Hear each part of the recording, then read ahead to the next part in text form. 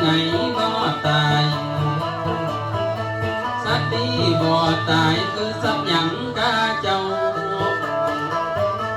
จะถามคนนางงามในวันนี้เรา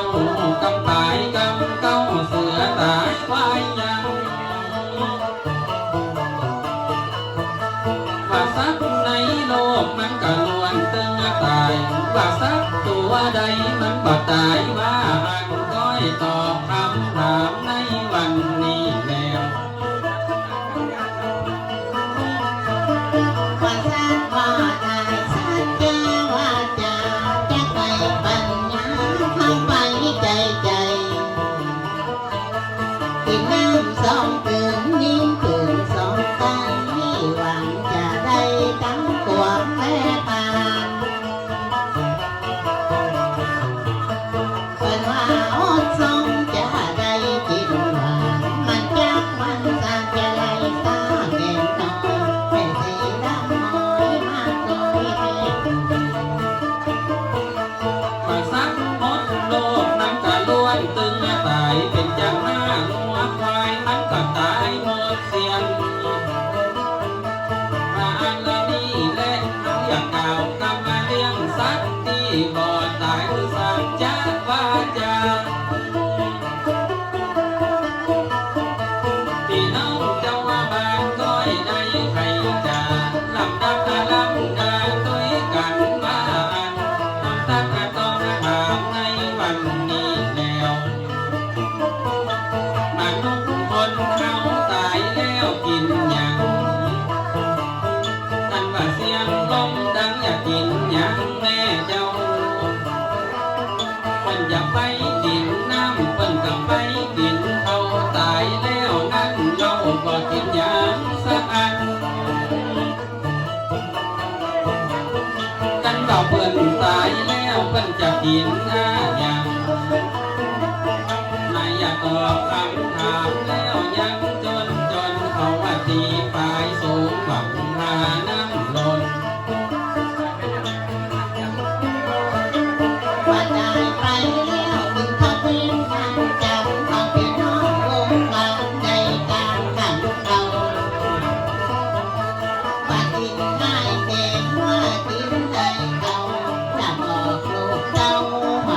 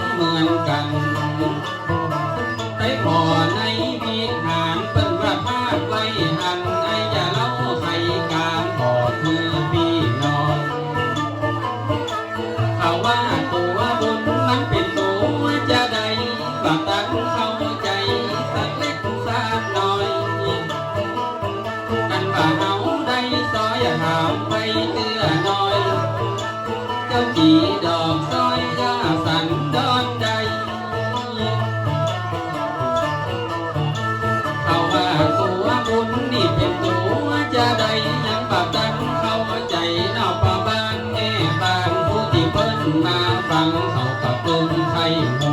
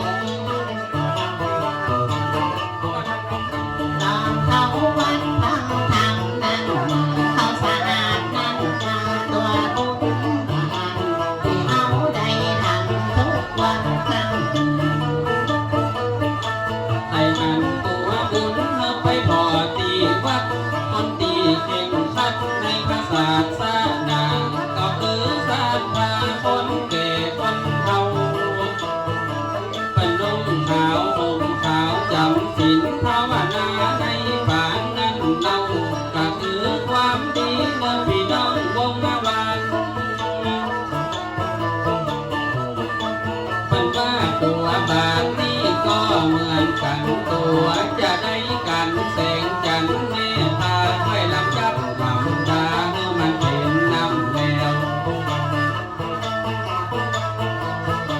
เปิดมาทั่วมาไก่หูไผ่หานาตีในห้องตังตัวดำเดินลายกันที่ถึงตึงมาเดินตามไปจะยกงานใจนอกกำในกำให้นางตัวบาปที่ไปขอห้องตังตัวดังทำบดีบ้านน่าจะไปพบความเมื่อฟังเรียบร้อยที่ไปลักไปจบปุ๊บหัวตีตาอันนี้แล้วกาเขาว่าห้องตัวบาปคนเฮามนุษย์นั้นก็หากมีมาตั้งไข่หันตัวบาปอยู่ห่างฝั่งกายิงเจ้าตำรวจเอาได้ตัดสินมันเป็นตัวที่มินสีดำเศร้าขึ้นบ่กินบ่ตามนายแม่จัน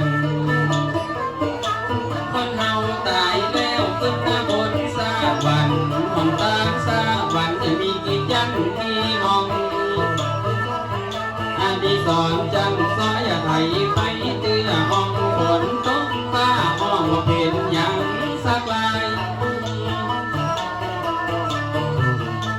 ห้องตามเหล่านี้ล้วนมีความหมายที่แม่บุญดับจิตตายเพิ่งก็เป็นความรักเราละเมื่อลูกหลานอยู่ในบ้านพี่รอง ข้างในข้างทางบนสวรรค์จะไปฟังมันมี5 เซนว่าให้กำมันนี่นะแก้กินมันมี5 เซนสายบ่ได้มันมี5 เซนน้องพี่บ้านใหญ่ถึงกล้าโดดใส่ไหนกล้าโดดจองว่าลาหือมองมาต้องได้เฝ้าปักสินที่หนึ่งไปเมืองนะปักที่หนึ่งไปเมืองสวรรค์เส้นที่สองไปเมืองนิพพานเส้นที่สามนี่ไปพรหมาโลกไปเมื่อฟังแล้วยันฟ้าโลกปักเส้นที่สี่ไปมนุษย์สงสารนั่นปักเส้นที่ห้าไปนรกอาบายคนต่าง5 เส้นยังมามีความหมายก้อยพันว่ายายแหมขั้นว่าอันเมื่ออีแม่แสงจันทร์ว่าแหมหนึ่งกัน ว่าเส้นที่1นั้นไปสวรรค์ที่2นิพพานที่3เนื้อเจ้า ยงฮาโลกในวันนี้เราเส้นที่สี่มนุษย์สุขสันต์เดินใจคนที่ทำบาปตกนรกนั้นเส้นที่ห้านั้นตาตกนรกคงไม่จะให้บรรยายถึงหมดยังมองนั้น ว่าเส้นที่หนึ่งไปเมืองสาบันได้ให้อาการที่มองจันเก่าห้องอาจจะได้ไขจากทุกเกียรเรียบรองหาดวงวิญญาณขออุ้ยมอนบัวตึงบาตกบวกล่องเจ้าแม่น้ำแกงหอเมื่ออุ้ยมอนบัวขึ้นสวรรค์จันมองไปพัดไปทองเก้าห้องจันฟ้าว่าจันที่หนึ่งเป็นจันจตุมหาราชิกาเรียนนั้นพัดมาจันที่สองเนื้อเจ้าจันดาวว่าเดินของมารดาแต่เราแม่พระพุทธหาเจ้าแล้วยังน้อได้ให้เป็นแม่คนกำบาดับจิตใจจะไปหาซาไหลถึงบ่าได้อยู่ดึงคือจันดาวว่าดึงจันสองนั่นแต่ส่วนจันที่สามชื่อว่าจันยามาคนมีปัญญาอยากให้ต่อเกจะโอจากันเมื่อมันแต่ก็ได้ปล่อยแม่แย่เล่นออกหูบองว่าจันดูสิบก้อยได้จากไปบรรลายายทบไปว่าอีสวรรค์จันสีเนื้อเจ้าพี่น้องนี่มาละดีนี่สวรรค์จันทาพี่น้องเจ้าว่ามาเมื่อได้ช่วยเหลือกันเกิดนมดอาสงสารเมื่อทำบุญใจว่าจันที่มุกลานิมิตสวัสดีเนาซอยดอกไม้จีเรื่องไตสวรรค์เมืองบนเป็นที่เสวยสุขของบุญกุศลหมู่เฮาทุกคนมาช่วยกันตึงบางคนได้กินได้ตายขึ้นสวรรค์จันทร์ฟ้า ได้กินได้ตามถึงสวรรค์จันทราเส้นที่ห้าไปยังหาตายจะบอดบ่ใจสมไม่หัวตีนี่สะสมสาการมุ้ยบัวครั้งนี้ในฝันหลายสีลูกหลานหลายคนย้อนพ่อสุนนั่งได้กินตานมาอยู่บนจุ้งแก้วกวางปิ่งใหญ่จังหวังกันโตจังไง จะกินจะตามจะสอนวันนี้เมื่อถูกลัดตาลีรางวัลที่หนึ่งที่สองจันสออาดีสอนเขาอย่าฝันก่อนสายลำดับเสียงสอแล้วยังใจตะกี้ศรัทธาบ่สมนี่พ่อเอามาตันเอาไว้เป็นรางวัลเมื่อลูกเมื่อหลานมากินมาตามแล้วยังบ้าหันนี่เป็นรางวัลจากสุนพ่อเลี้ยงต่อได้มาตามแล้วยังวันนี้เจ้าจองไปที่เขาอย่าปันบ่แถมก็นายบ่แน่เนื้อสุนนะป้าเจ้าปันได้ยกคุณตาแล้วยังแต่เราไปเมื่อแม่อุ้ยตัวที่ได้ตายลาไปเมื่อแม่อุ้ยบัวนี่มาหาซาไหลเก็บกำมัดใบนี้ออกจากบ้านสบายเอาหงขึ้นสวรรค์จันทร์ฟ้า เราก็จนเอาเงินมาปั่นได้โชคใส่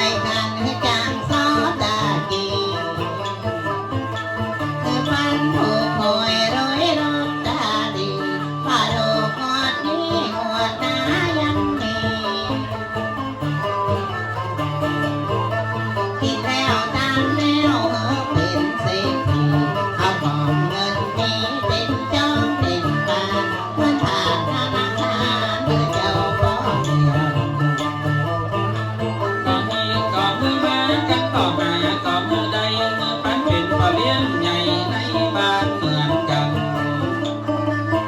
นั่นเป็นลูกเป็นหลานของพี่น้องเจ้าบ้านก็อย่าไปที่ไหนทั้งอะไรก็จ้างเมื่อเป็นดีมีหันเหนือดาแผ่นดินวันใดตุ้มตุ้มเป็นมนุษย์เดียวตีนเมื่อฟ้าสายดำเห็นแล้วยังว่าอันมีเงินมีคำจนเขาห้องต่อเรียง นี่กะหาเมาหากะเต้าเงินเฮาไหลเข้าวันทำบาไหลหาเดินหน้าเดินตามปลอดภัยทุกการตลอดก็สุดกินจานสามจานมาลิ้นมาก็ว่าลงน้ำมาได้กินแล้วจานแล้วบ่ต้องเสียใจถ้าอย่าสนใจใครเอาหนักหน่อยแม่สีร่างมอยมาคอยเตือน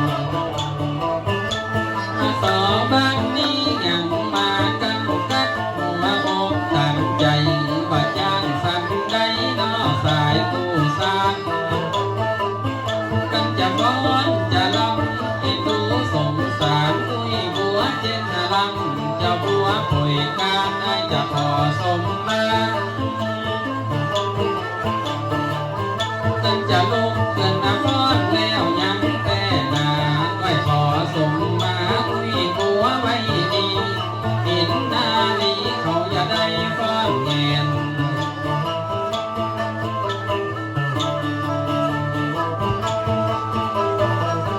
สมานะครับดวงวิญญาณแม่อุ้ยบัวนะครับเนาะ